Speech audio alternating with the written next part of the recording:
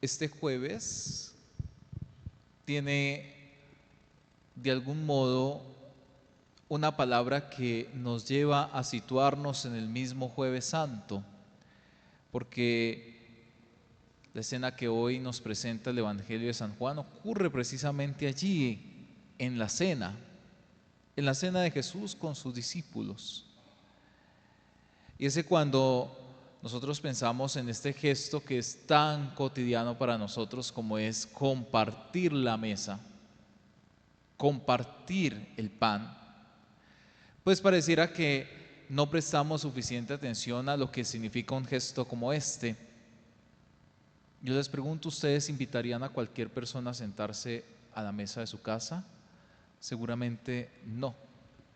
Porque cuando uno invita a sentarse a otro para que comparta la mesa es porque de algún modo comparte la misma vida. Sentarse en la mesa es compartir la vida. Tristemente hoy nosotros no compartimos ni siquiera eso cuando nos sentamos en nuestra propia familia. Hay veces que uno se sienta en la mesa y comparte más con los que están lejos porque vivimos chateando que con los que están cerca al lado en la mesa. Pero el Evangelio de hoy nos coloca frente a esta realidad. Jesús se levanta de lavar los pies de sus discípulos, se sienta a su mesa nuevamente y les dice: les aseguro que el criado no es más que su amo, el enviado no es más que el que lo envía. Les está diciendo: yo les he enseñado a servir para que ustedes se den cuenta de que lo importante no es el puesto en el que estén, sino la forma en la que ustedes son capaces de amar en donde se encuentren.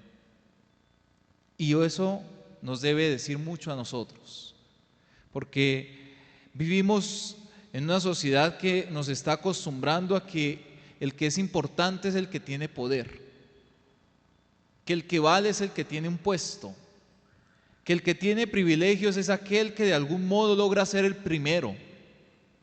Pero para Jesús, para Dios, la lógica es diferente.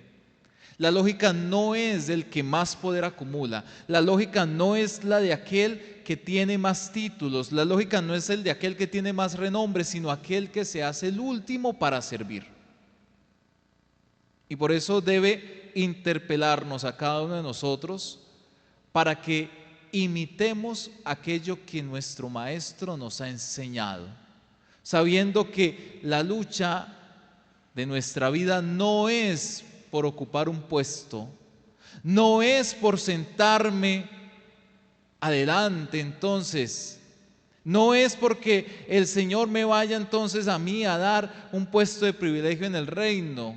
Los discípulos pensaban de esa manera, pero Jesús les hablaba de una lógica que trasciende la nuestra y es la lógica del amor de Dios, capaz entonces de colocarnos en una sintonía en la que el servicio es el verdadero poder. El que es capaz de amar hasta el extremo es el que más ha entendido esta lógica, el que no se reserva nada, el que comparte su vida. Y por eso, qué bueno que nosotros empecemos por nuestra propia familia a recuperar esta lógica, la lógica del que sirve, no la lógica del que se impone, no la lógica del que tiene que tener siempre la razón, sino en la lógica de aquel que es capaz entonces de amar a los suyos, de entregarse con generosidad, pero incluso también de amar al que muchas veces nos ha traicionado. Qué bello que hoy el Evangelio nos coloca esto: incluso el que ha compartido mi pan me ha traicionado, pero incluso a ese Jesús es capaz de amarlo.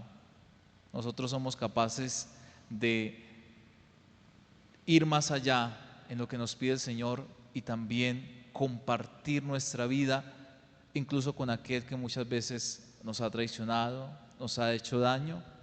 Pues que hoy el Señor nos dé también a cada uno la capacidad de entender la lógica del amor de Dios, una lógica opuesta a la nuestra, una lógica que no se basa en el que puede hacer más desde la lógica, desde el pensamiento humano, sino el que puede amar más con generosidad y siempre con la actitud del servicio.